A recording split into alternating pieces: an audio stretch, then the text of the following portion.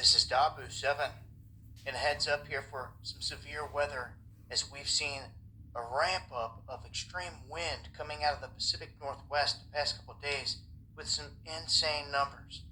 One area in Wyoming topped out at 144-mile-an-hour wind that was coming through the area. This is weather warfare at its finest, and right now we have the area in the center of the country, as you can see right here. This region right here is being targeted.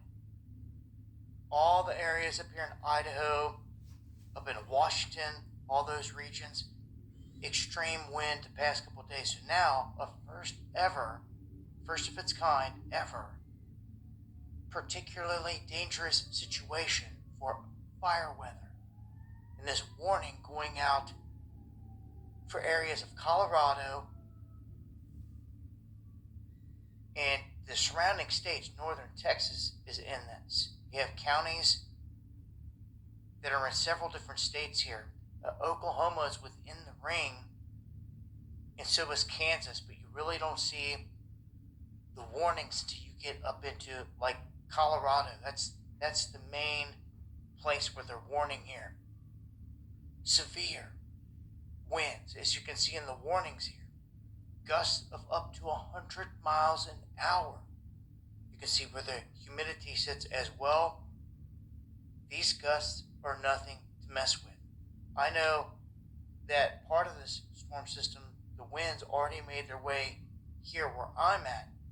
And last night to today, we were seeing 50-mile-an-hour wind gusts. So some of these areas are going to see double that. Again, a heads up, Colorado. Anyone that's in these counties, if you see these extreme winds coming your way, prepare and just know that any little spark in the area could create a massive fire that's going to move quickly. That's the big thing here is with the high winds, the fires can move and wipe out things quicker than people realize. It can consume things, homes, in a blink of an eye. I just want to make sure people are aware of what's going on here. It's not just about wind coming through, but there's a fire aspect to this as well that people better pay attention to. It just seems that in these conditions all the time, even though we put the alerts out and people are precautious, somehow, some way, a fire gets started. And embers from that take off and it's over. Then you have an inferno until all these winds die down and are out of this region. So again, another heads up, an extremely dangerous situation for the regions that you see right here, all these counties within these states. Join me for the live stream where I'm covering this in more detail. Going live Monday, Wednesday, and Friday, 9 p.m. Eastern, right here on Dabu 77. Stay safe. Much love.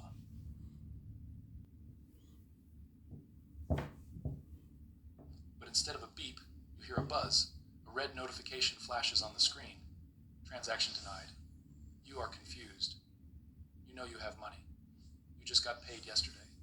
You check your banking app. The balance is there, $5,000. But there is a small alert icon next to the balance. You tap it. A message expands. Carbon allowance exceeded for the month of September. Meat products restricted. You feel a cold knot in your stomach. Put the steak back. You try to buy just the coffee. This time, it works. But then, you notice something else. Your savings account balance is lower than it was last week. You haven't spent anything from it. You check the transaction history. There is a recurring charge labeled negative interest rate adjustment. Because the economy is slow, the Federal Reserve has decided that saving money is bad for the recovery. They want you to spend, so they are taxing your savings at 1% per month. Your money is rotting. It has an expiration date. If you do not spend it, it vanishes. You realize with a terrifying clarity that the money in your account is no longer yours. It is a voucher system. It is a system. So this is why they're trying to close the banks, Israel, because they want to have control over our money, to tell us and to dictate how we spend it, where we spend it, when we spend it, and what we buy. And all the banks eventually is going to end up being that way. where we go and deposit our check into our account, whether it's credit union or bank. They're going to tell us what we can and cannot buy and how we spend our money. This is what's getting ready to come. System of permission. You are allowed to spend it, but only on the things they want, when they want, and where they want. This is not a scene from a dystopian sci-fi movie. This is the programmable reality of a central bank digital currency, or CBDC, and the infrastructure to build this reality is being laid right now. It is called FedNow. Most people think we are just upgrading the banking system to make it faster. They think this is about convenience. But convenience is the bait. The hook is control. We are witnessing the end of money as we know it. We are moving from an era of bearer assets where you hold the value to an era of ledger entries where you hold a permission slip. Today, on Finance Prism, we are going to expose the mechanics of the digital dollar. We are going to explain the critical difference between FedNow and a CBDC. We will decode the concept of programmable money and show you how it fundamentally changes the nature of human freedom. And we will answer the most important question. In a world of total financial surveillance, is there any exit door left? This is not a conspiracy theory. This is financial engineering. Welcome to the end of cash. To understand the trap, you first have to understand the mechanism. And right now, the mechanism that is confusing everyone is a new service launched by the Federal Reserve called FedNow. Launched in July of 2023, FedNow is marketed as a revolution in payments. And on the surface, it sounds great. If you have ever tried to send a wire transfer on a Friday afternoon, you know the pain. The money disappears from your account, but it doesn't show up in the other person's account until Monday or Tuesday. In the age of the internet, where emails are instant, why does money take 3 days to move?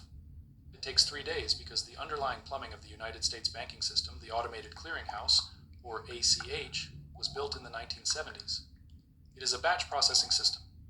It is like a physical mail truck. It only leaves the station once or twice a day. It is slow. It is outdated. FedNow fixes this. It is a real-time gross settlement system.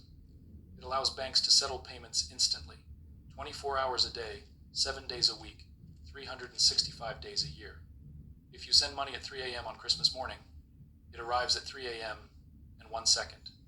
So the Federal Reserve says, look, we are just modernizing the rails. We are just helping you get your paycheck faster. And technically they are telling the truth. FedNow is not a CBDC. It is not a new currency. It is a payment rail. But this is where the sleight of hand happens. Think of FedNow as the high-speed railway tracks. Think of the CBDC as the train. You cannot run the train without the tracks. Before the government can introduce a fully digital programmable currency, they first need to condition the population to expect instant digital settlement. They need to get every bank in the country plugged into a centralized infrastructure run directly by the Federal Reserve. FedNow centralizes the plumbing. Before FedNow, banks relied on a mix of private clearinghouses and slow-fed systems. Now, the Federal Reserve is positioning itself as the central hub for every instant transaction in the economy. This creates a network effect. Once every bank, every merchant, and every employer is hooked into the FedNow system because it is fast and cheap, switching to a CBDC becomes incredibly easy. It is just a software update. FedNow is the Trojan horse. It enters the gates of the financial system bearing the gift of convenience. Instant payments, no more waiting. But inside, the belly of the horse lies the infrastructure for total control. It creates a direct line of communication between the central bank and the commercial banking layer that never existed before in real time. It accustoms the public to the idea that the Federal Reserve is a consumer-facing service provider. And once the rails are laid, the train is coming. President Joe Biden issued Executive Order 14067, placing the highest urgency on the research and development of a United States CBDC. The project is not hypothetical. It is in development. They are running pilot programs with major banks right now. So, what exactly is the difference between the digital dollars you have in your Bank of America app right now and a CBDC? Why does it matter if the money is digital? It is already digital, right? The difference is not in the format, the difference is in the ledger. The difference is in who owns the database. Let's dismantle a common myth. People say, I use a credit card for everything. The bank already knows what I buy. Google knows what I buy. Why should I care if the government knows? This is a dangerous false equivalency. Right now, we have a two-tier banking system.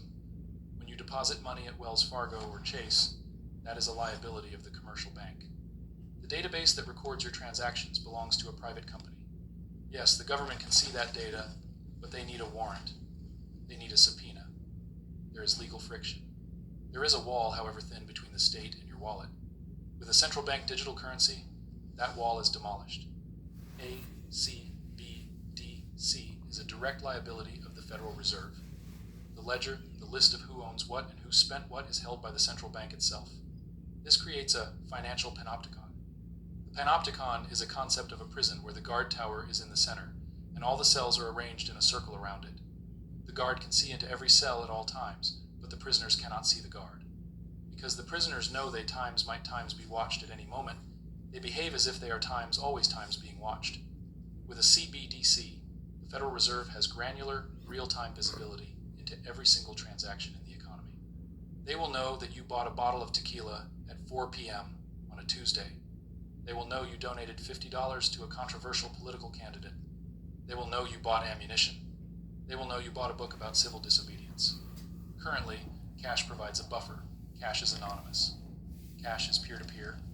When you hand someone a $20 bill, there is no intermediary. There is no server recording the exchange. It is a private interaction between two free citizens. Cash allows for privacy. It allows for dignity. But a CBDC removes the option of... So they want to know everything that you do with your cash, with your money, Israel. If you're using cash, they can't trace it because it's going from one hand to another. But this CDCD, if I'm not pronouncing it right, forgive me, they dictate and can tell every time you make a transaction. Every time you spend something, they'll know. Every time you order something, they'll know. And if it's something that they don't want you to have, they're going to deny you. Just like in a video. And they're not going to allow you to buy it. This is what's coming, Israel. But this is what they want to happen. Privacy. Even if they claim it will be anonymous for small transactions, the code can be changed overnight. Augustine Carstens, the general manager of the Bank for International Settlements, the central bank of central banks, said the quiet part out loud in a video that has now gone viral. He said, quote, "We don't know who's using a $100 bill today, and we don't know who's using a 1,000 peso bill today. The key difference with the CBDC is the central bank will have absolute control on the rules and regulations that will determine the use of that expression of central bank liability, and we will have the technology to enforce that." Did you catch that? Absolute control. Technology to enforce. He is admitting that the goal is not efficiency. The goal is surveillance and enforcement. They want to know every penny you earn and every penny you spend. Why? Because information is power. If they know your spending habits, they can build a profile on you. They can calculate your carbon footprint. They can assess your political alignment. And once they have that data, they can move to the next phase. The phase where they don't just watch what you do with your money, but they tell you what you can do with it. This is the scariest chapter. This is where we move from surveillance to slavery. The unique feature of a digital currency is that it is programmable. Money, for thousands of years, has been a neutral tool. A gold coin does not care who holds it. A gold coin does not care if you buy bread or if you buy a weapon. It is an inanimate object. It represents value and nothing else. A CBDC is not an inanimate object. It is software code. And code can have rules written into it. It can have if-then statements. If the user does X, then the money does Y. Let's look at the mechanisms of control that this technology enables. Mechanism number 1, the expiration date. China has already tested this with their digital yuan. The government can issue money that expires if it is not spent within a certain time frame. Why would they do this? To simulate the economy. If a recession is coming and people are saving money out of fear, the government can simply say, "You must spend your stimulus check within 30 days or it disappears." This destroys the function of money as a store of value. You cannot save for the future if your money rots like fruit. It forces you to be a perpetual consumer. Mechanism number 2, negative interest rates. For years, Economists have complained about the zero lower bound. They can lower interest rates to zero, but they struggle to go lower because people will just take their cash out of the bank and put it under the mattress. You cannot charge negative interest on physical cash. But if physical cash is banned, and you are forced to use a digital dollar, the Fed can simply press a button and apply a negative 2% rate to your savings account. They can confiscate your wealth automatically to force you to spend. You have no escape valve. Mechanism number 3, gated spending. This is where it gets dystopian. The money can be programmed to work only for certain. So if you don't spend the amount of money you have into your account within those maybe 20 or 30 days, then they take it from you, Israel. So what he's saying is they're forcing you to spend your money whether you want to or not. I would rather spend it all than have them take it from me. Even if it means buying something I really don't need, I'm not going to let you take it from me. Goods or services. Imagine a world where your carbon footprint is tracked. The government decides you have used too much gasoline this month. You go to the gas station, you tap your phone, the transaction fails. Not because you lack funds, but because your funds have been turned off for that specific merchant code. Or imagine you are overweight. The government decides, for your own health, that you cannot buy sugary drinks. Your money works at the vegetable aisle, but it stops working at the soda aisle. Mechanism number 4, political control. We saw a preview of this in Canada during the trucker protests. The government invoked emergency powers and froze the bank accounts of protesters without a court order. They cut them off from the financial system. With a CBDC, this becomes instant and algorithmic. If you are deemed a dissident, or if you score too low on a social credit system, your digital wallet could be frozen. You could be exiled from the economy with a keystroke. You couldn't buy food, you couldn't pay rent, you couldn't buy a bus ticket. This is the ultimate lever of power. It turns money from a tool of freedom into a tool of compliance. It creates a system where you are allowed to exist only as long as you obey. And if you think this sounds like paranoia, look at the country that is already doing it. If you want to see the future of the US financial system, look east. China is years ahead in the development of its CBDC, the eCNY, or digital yuan. They have integrated it into their apps like WeChat and Alipay. So when the dollar crashes, because we know the value of the dollar is no good no way. When the dollar crashes, Israel, and everything goes down for a while or for however long they want it to go down, when everything is restored, this CBCD is what they're going to introduce. Because, like you said, China is already doing it with their people. They're going to bring in that currency, that new system, and they're also going to bring in that point system. If you do something wrong or something bad to somebody or hurt anybody in any way, if you jaywalk across the street and they find out, they're going to take away your points, a certain amount of points, which is going to enable you to buy certain things or do certain things or get certain things, Israel. This is what they're doing in China. This is what they're going to do. This is what, when everything is restored, they're going to introduce us to this. Millions of citizens are using it, and it is being integrated with their social credit system. In China, if your social credit score drops because you jaywalked or played too many video games or criticized the government online, you face real-world consequences. You are banned from buying plane tickets. You are banned from buying high-speed train tickets. Your internet speed is throttled.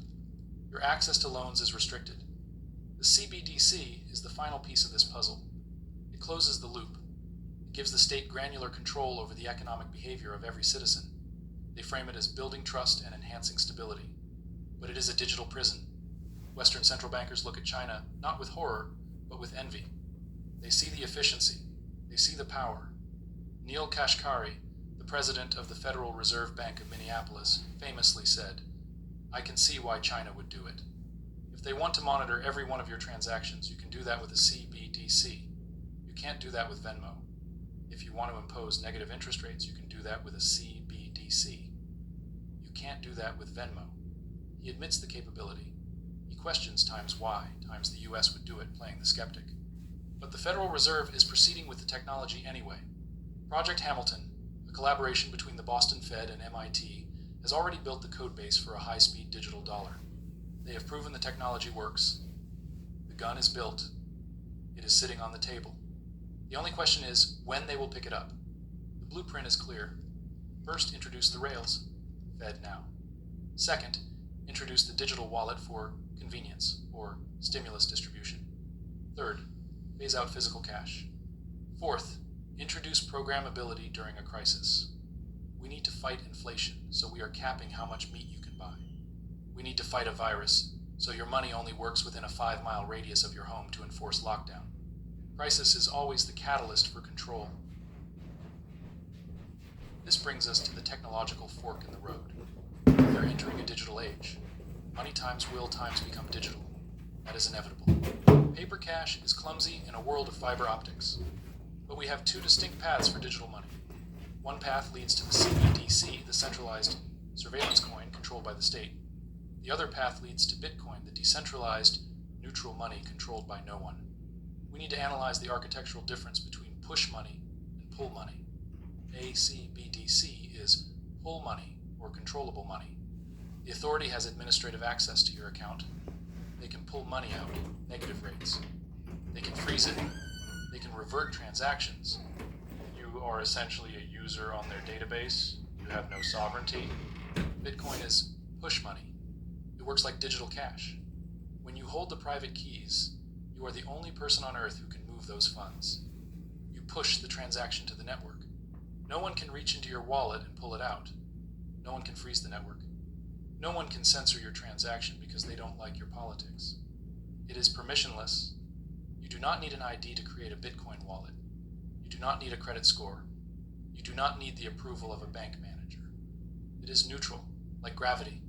Gravity works the same for a saint and a sinner. Bitcoin processes transactions for everyone equally. This is why the establishment hates it. This is why they call it money for criminals. Because they cannot control it. Because it offers an opt-out from their surveillance system.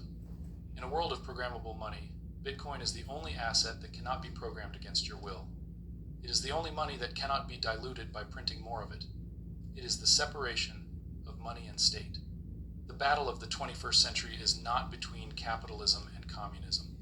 It is between centralization and decentralization. Between the panopticon and privacy. Between the CBDC and Bitcoin. The government knows this. That is why they are cracking down.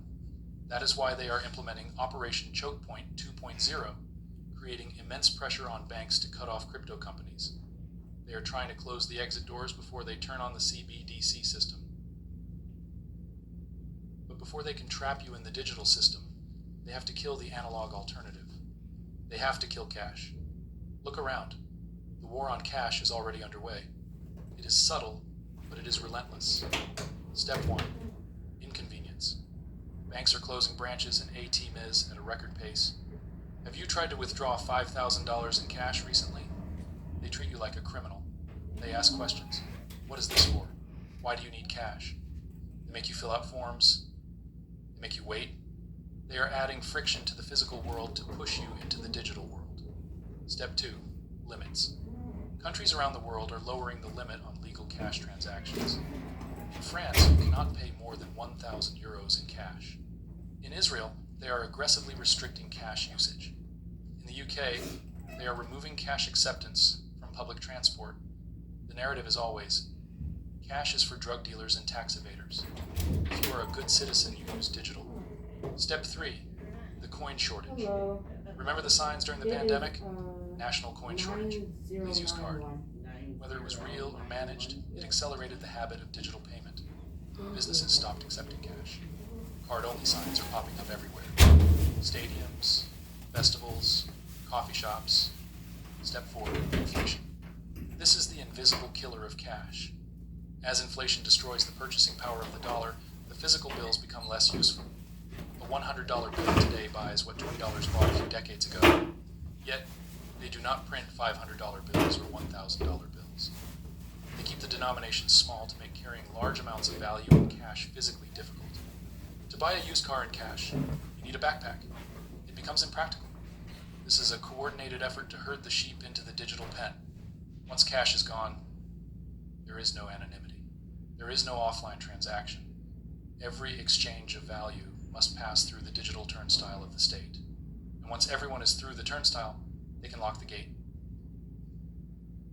So, where does this leave us?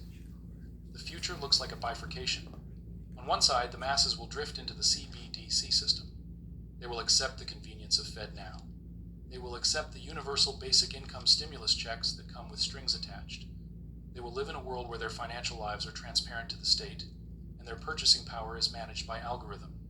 On the other side, a minority will seek to preserve their sovereignty. They will recognize the trap.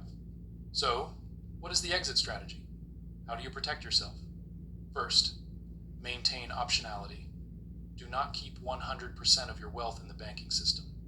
If your money is in a bank, it is not your money, it is an IOU from the bank, subject to the rules of the system.